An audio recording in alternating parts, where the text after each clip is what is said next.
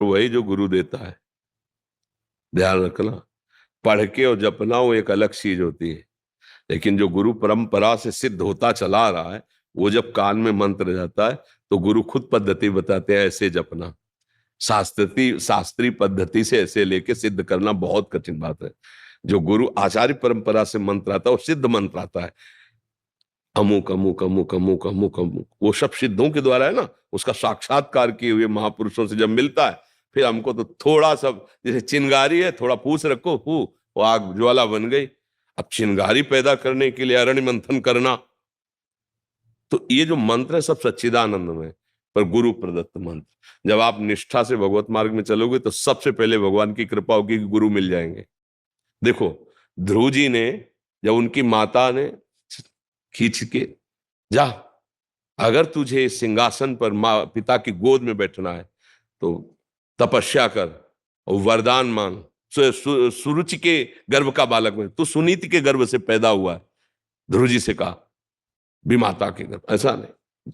वो गए, वो माता जी बोले, माता जी इनका ठीक है, क्योंकि मुझे महाराज अब दासी भाव से भी नहीं देख रहे, यद्यप बड़ी महारानी वही है और सुरुचि नवीन, तो उन्होंने कहा महाराज जब ऐसा है तो उसका कहना भी ठीक है। बेटा यदि वास्तविक तुम पद प्राप्त करना चाहते हो तो भगवान की आराधना करो, ये सत्य वचन है, भगवान जो चाहोगे दे देंगे।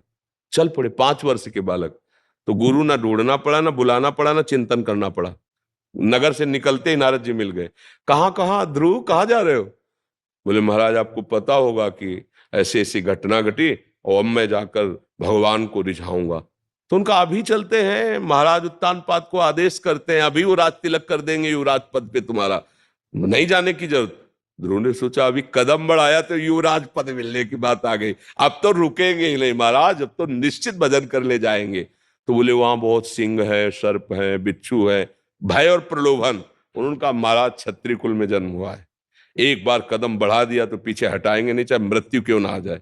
चेला पक्का, गुरुमंत्र उसी समय दे दिया, मांगना नहीं पड़ा, द्वादशाक्षर मंत्र गुरुमंत्र दिया और बोले जाओ।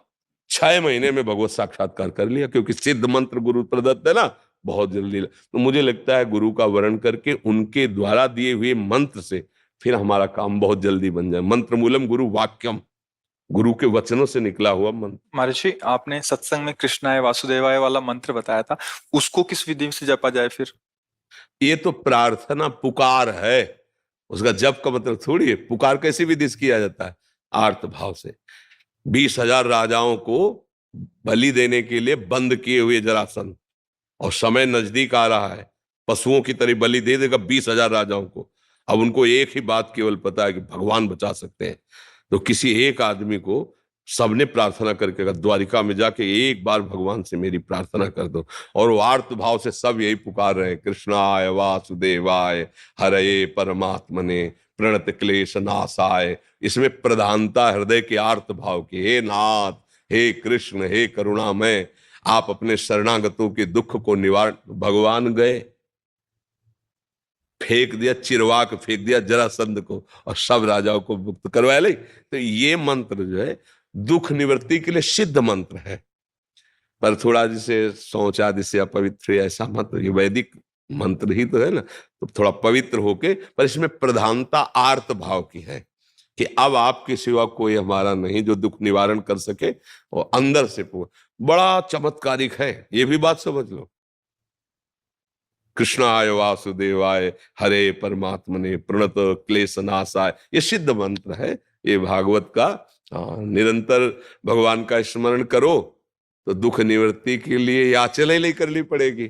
बात समझो, अगर आपको नहीं रहा जा रहा तो फिर आपको ये अनुभूत मंत्र है, ये ऐसा नहीं है कि व्यर्थ चला जाएगा, नहीं। तो इसलिए महर्षि इसमें एक प्रश्न था आपके